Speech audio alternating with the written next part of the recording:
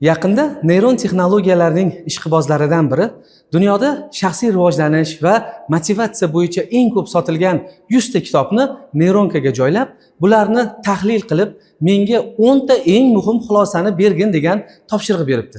Natija shunchalik oddiyki, zerikarli ham tuyulishi mumkin. Misol uchun, birinchi o'rinda harakat bilimdan ko'ra muhimroq degan javob chiqqan. Ya'ni siz juda ko'p narsa bilishingiz mumkin, lekin harakat qilmasdan o'tiraversangiz, o'tiraverasiz. Xuddi yurgan daryo, o'tirgan bo'yra deydi-ku, shunga o'xshab.